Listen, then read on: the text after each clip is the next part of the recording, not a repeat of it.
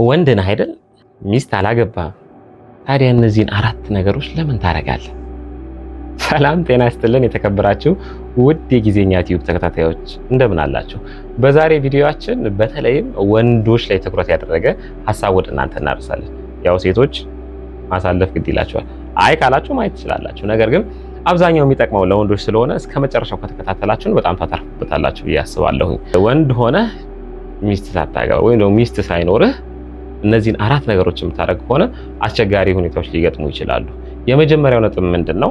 ውሃ አብዝተህ ጠጥተህ መተኛት። ለምንድነው ውሃ አብዝተህ ጠጥተህ ስትተኛ የሚመከረው? በመጀመሪያ በማንኛውም ሁኔታ ውስጥ ሆነን ትዳር ውስጥ ያለን ሰዎች ልንሆን እንችላለን።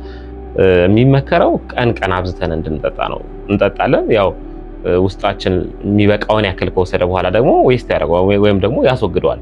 እነዛ ነገሮች በሽንት መልክ በላም መልክ ነው የሚወገዱትና አስበኸዋል? ሚስት ሳይኖርህ ሌሊት በጣም ወጥሮ የሚሰማ ስሜት ሌላ ነው፣ ይቀየራል። በእንቅልፍ ልብስ ላይ በተለይ ስትወድ ማለት ነውና የትኛው ሽንት እንደሆነ መለየት ይከብዳል። ባጭሩ ደስ ያ ልጅ ምን አለ መሰለህ፣ ማሳጅ ቤት ገብቶ ሲያቀብጠው ማሳጅ እየተሰራ አረ ደስ የሚለው ሽንት የመጣ አላት ማለት ነው በመሃል እና የትኛው ሽንት እንደሆነ ይቸግርህና ሊባርቅብህ ይችላል ማለት ነው። ሶ ውሃ መጀመሪያ ቀን ላይ በደንብ ጠጣ። ከዛ በኋላ ሽንትህን በደንብ ሸንት። አክቹአሊ ሌላም ነገር ካለ በደንብ ተጸዳድተህ ነው መተኛት ያለብህና ይሄ ነገር ወደ አላስፈላጊ አይነት ሙድ ውስጥ ሊከትህ ስለሚችል ውሃ ስትጠጣ ቀን በደንብ ጠጣ። ማታ ላይ ግን በፍጹም አታብዛ። እንደው ከጠጣህ እንኳን መሸታ አድርገህ በደንብ አስወግደው ብትተኛ በጣም ይመረጣል። አለበለዚያ ግን እንዳልኩህ ይጋጭና የትኛው ሽንት እንደመጣ አታስተውለውም። በእንቅልፍ ልብ ሆነ ሊባረቅብህ ይችላል ማለት ነውና ያ ነገር ድንገት እንኳን ብትነቃ በዛ ሙድ ውስጥ ሆነ ብትነቃ አትሊስት ሚስት ካለ ሁለቱንም ነገር የማስተናገድ አቅም አለህ ማለት ነው። ከሌለ ግን አስቸጋሪ ስለሚሆንብህ እባክህ ማታ ላይ ከመተኛት በፊት በተለይ ሚኒመም ከ2 ሰዓት ምናምን በላይ ቀደም ብለህ ብትጠጣ መልካም ነው ብዬ አስባለሁ። እሱም ውሃ ነው። እንደዛ አይነት ህልመ ሌሊት በሚለው ነገር ያጋጥማል ማለት ነው።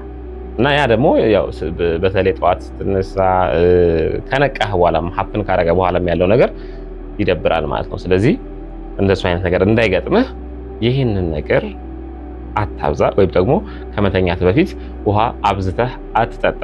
ሁለተኛው ነጥባችን ደግሞ ምንድነው? አብዝተህ አትመገብ።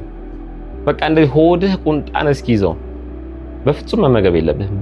በተለይ ደግሞ ቅባት ነክ ያላቸውን ምግቦች አንዳንድ ጊዜ በተለይ ወንደላጤ ስትሆን ምግብ መስራት ወጥ መስራት ልምድ ላይኖርህ ይችላል እና ወይም ደግሞ ደክሞ ስለሚመጣ ምግብ ከምትበላ ይልቅ ቀለል ያለ ነገር ለመብላት ትሞክራለህ እና ከቻልክ እንቁላልም ቢሆን ሰርተህ ትበላለህ። በጣም ከባድ ነው ለጨጓራም ጭምር። ካልቻልክ ደግሞ የሚቀባ ነገር ለውዝ፣ ቸኮሌት ምናምን ካቻፕ እንደዚህ አይነት ነገሮች ታብዛለህ። ያ ማለት ራስህን ቅድም ላልኩ ነገር ጋበዝክ ማለት ነው። በተቃራኒ ከባድ ነው። ለውዝህን በልተህ ምግብህን ጢጥ አድርገህ በልተህ ጥቅብ ብለህ ቤት በኩል ሊንሸራሸር የሚችለው አንደኛ ጨጓራ፣ እንደገና ደግሞ ሚስት የለህ። እንዴት ብለህ እነዚህ ነገሮች ልታስኬድ የምትችለው? ስለዚህ ከባድ የሆነ ነገር ሊፈጠር ይችላል ማለት ነው። በጣም በጠገብክ ቁጥር አክቹአሊ መጽሐፍ ቅዱሳዊ ይመስለኛል ይሄ ከመንፈሳዊ ይዘት ጋር በተያያዘ በጣም ጠግቦ በልቶ መተኛት አስቸጋሪ የሆነ ራስን ለፈተና ለህልመ ሌሊት እንዲጋለጥ ያደርጋል ማለት ነው። ስለዚህ በጣም ጠግቦ መብላት ከባድ ነው።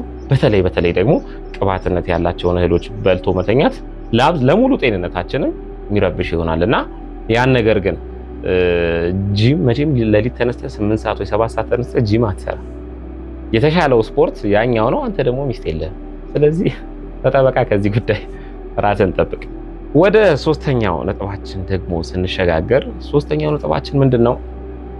የእጅ ስልክ እየነካካ ኢንተርኔት እየነካካ ረጅም ሰዓት በተለይ ተኝተህ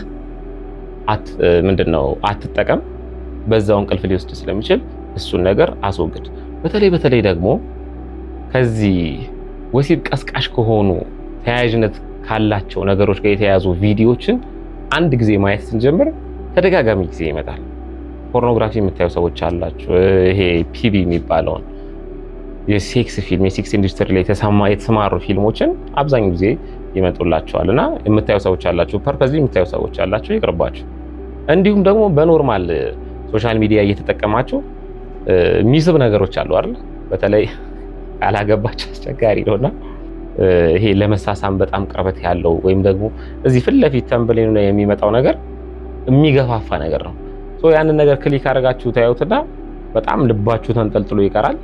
ከዛ ደግሞ ሌላ ቪዲዮ ይመጣላችሁ፣ ደግሞ ወደዛ ታልፋላችሁ። እሱን እያየ ሄድክ ማለት በቃ ሌሊትህ ከዚህ ነገር ጋር የተያዘ ነው።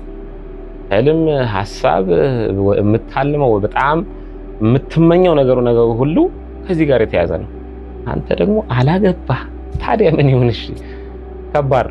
ስለዚህ እያየህ ከሆነ ያየኸውን ነገር አይደለም ይሄን ነገር ይቅርና እኮ ወንዶች ይባላል በውን ቀን ያያችሁትን የተላከፋችኋትን ሴት ራሱ ማታ በሌሊት አብራችኋት ትሆናላችሁ ይባላልና እንደዚህ አይነት ፊልም ደግሞ እያየህ አክቹአሊ ሶሻል ሚዲያ ብቻ ላይሆን ይችላል፣ ብቻን ከሆንክ ቴሌቪዥን ላይም ልታይ ትችላለህ። ብዙ ነገሮችን የማየት እድል ሊፈጠር ይችላልና ያ ነገር ሊትራሊ ወደ መኝታ ስትሄድ በቃ ይመጣል ነው የምልህ። ከዚህ ነገር ጋር ተያይዞ ማለት ኖርማል አይደለም። በዓለማዊም ብትሄድ በመንፈሳዊም ህይወት ብትሄድ ኖርማል አይደለም። መንፈሳዊ ህይወት ላይ እየተተነተኑ የሚቀርቡ ነገሮችን ስታያቸው በጣም ያስፈራል። ማለት በህልምህ የሚገናኙ በጣም ቆንጆ ሴት ሆና የምትታየህ በቃ ይሄ የምትደሰትበት ነገሮች ሁሉ ሊትራሊ እርኩሳን መናፍስቶች ናቸው። ልክ ስትነቃቀው ትናደዳለህ፣ ትቆጫለህ። አይደለም በህልም ይቅርና እኮ እንደዚሁ ዝም ብለህ በአጋጣሚ ካገኘሃት ሴት ጋር አብረህ ስታድር ወይም ደግሞ ሴክስ ስታደርግ ካለፈ በኋላ ምን አይነት ስሜት ምን አይነት ጸጸት ውስጥ እንደምትገባ ታውቀዋለህ፣ ወንድ ልጅ ሆነ በተለይና በህልም ደግሞ ሲሆን ቆሻሻ ነገር ነው። በቃ በአጠቃላይ የሚያጸይፍ ነገር ነው፣ የሚቀፍ ነገር ነውና እዛ ነገር ላይ ተደጋጋሚ ጊዜ ደግሞ በማየት በዚህ ነገር በጣም በመስጠት ውስጥ ከሆንክ በቃ ተበላ። ሱሰኛ ሆንክ ማለት ነው። ሱሰኛ ሆንክ ማለት ወደ አላስፈላጊ ነገሮች ትገባለህ።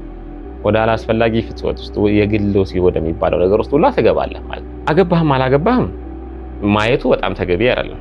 እንደው አግብተህ ግን ከሆነ ያው ኃጢያት ቢሆንም ልክ ባይሆንም እንኳን ሽፍት የምታደርግበት ወይም ደግሞ ያን ነገር ፍላጎትን የምትፈጽምበት ነገር እድሉ አለህና ወደዛ ልትሄድ ትችላለህ። ሳታገባም እንደገና በጣም በየጊዜው እያየህ ከሆነ ግን ቤት ካላገኘህስ በጣም አስቸጋሪ ነው። እንደ ጓደኛችን ግን ወደዚህ የድሮ ፒያሳ በአካል የሚባል ቤት ነበርና እዛ ቤት ውስጥ ያው ሴቶች አሉ፣ መጠጥ አለ። ጓደኞቹ ይዘንህ ካልሄድን ይሉታልና ኧረ እኔ አልሄድም ግድ የለህም እንሸምትልሃልና ምናምን ነገር ብለው አሰማምጠውት እሱ ደግሞ ብዙ አያውቅም ግን ሄደ ያው ብሩን የሚችሉት እነሱ ሆኑ የምን አገባኝ ምናምን ነገር ይልና ሄዶ ገና አንድ እንዳዘዘ ቺኳን ይጠራትና ነይ እስኪ እንት ነው ምናምን ነገር ይላል። ልጅቷ ደግሞ ያው ገና ስለሆነ 3 ሰዓት 4 ሰዓት አይገባም። ተረጋጋ እንጂ ቀስ በል ይደርሳል እኮ ሰዓቱ እኮ ገና ነው ትሏለች። እሱ ቸኩሏል። ኧረ አንቺ ንገሪኝ ምን ሆነሽ ነው ስንት ነው ምናምን ነገር ይላል። ከዛ በሰዓቱ በቃ ብሩ ብዙ ነው 2000 ብር ትሏለች። ምን የት በገዝቼ እሷን ዱለቷን አልበላም ጠዋት። አስቸጋሪ ነገር ነው። በእርግጥ እንደዛም ጭምር ልታረግ ትችላለህ። ሁኔታው ወደዛ ነው የሚገፋፋ በጣም ኦቨር ከሆንክ ማለት ነው። እና ከዚህ ነገር ግን መቆጠብ ስላለብህ እንደዚህ አይነት ነገር በፍጹም ሱሰኛ አትሆን። በቃ ሚስት ካለ ኢቭን ሚስትም ኖሮ በጣም ጤናማ በሆነና ጽድት ተባለ ስርዓት ባለው መልኩ ሁሉን ነገር ማድረግ ተገቢ ነው ብዬ አስባለሁና እንደዚህ አይነት ነገር የምታዘወትሩ ፊልም የምታዩ በጣም በተደጋጋሚ ጊዜ ሱሱ የሆነባችሁ ሰዎች ከዚህ ነገር ለማውጣት ጥረት አድርጉ። ባታዩ ይመከራል። ኢቭን ስልክም ራሱ እየነካኩ ማደር ማለት በቃ ከሆነ ሰዓት በኋላ ደክሞ ትተኛለህ፣ አይምሮህ ግን አያርፍም። እንቅልፍ ተኛው ስላለህ እንጂ በቂ የሆነ ረፍት በቂ የሆነ እንቅልፍ አታገኝም። ጠዋት ስትነሳ በጣም ደክሞ ዝለህ በጣም የተጫጫነ ስሜት ውስጥ ሆነህ ነው የምትነሳው። ያ ማለት አይምሮህ አላረፈም ማለት ነው። ስለዚህ ስልክ ከመነካካት ተቆጠቡ። ሶስተኛው ምክራችን ነው። ወደ አራተኛውና እስካሁን ለጠቀስኩላችሁ ነጥቦች ሁሉ በጣም ማሰሪያ የሚሆንና በጣም ከብዙ ነገር የሚጠብቃቸው ነገር። ወደ አራተኛው ነጥብ እንሸጋገር። አራተኛው ነጥብ ምንድነው? በፍጹም ጸሎት ሳታደርግ አትተኛ።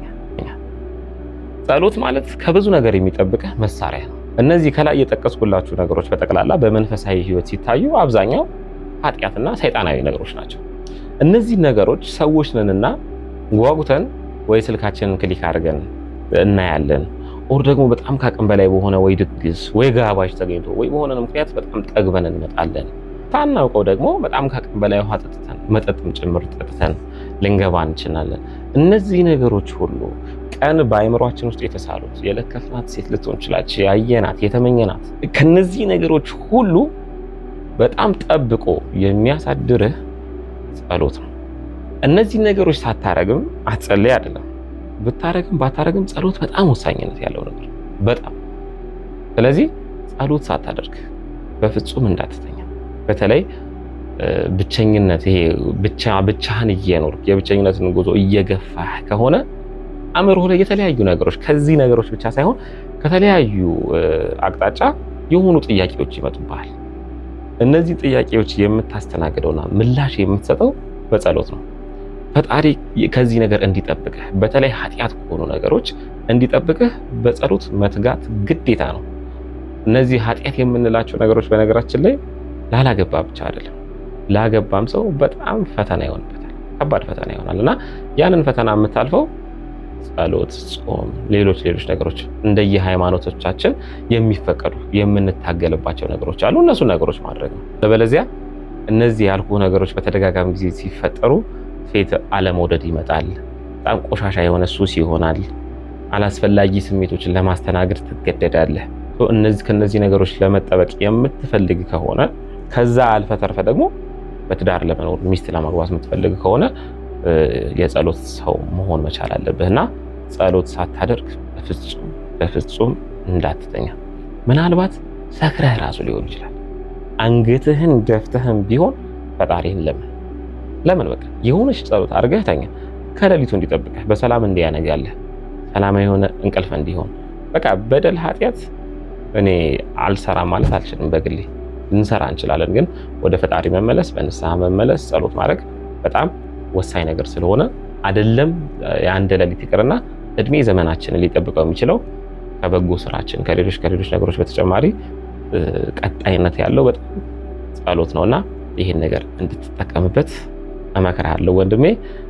ቪዲዮ ከተመቻችሁ ሰብስክራይብ፣ ላይክ፣ ሼር አድርጉልን። ሌሎች የምትሰጧቸው ሀሳብ አስተያየት ካላችሁም ኮሜንት ላይ አስቀምጡልን። ለዛሬ የነበረን ቆይታ ይህንን ይመስላል። ሰላም።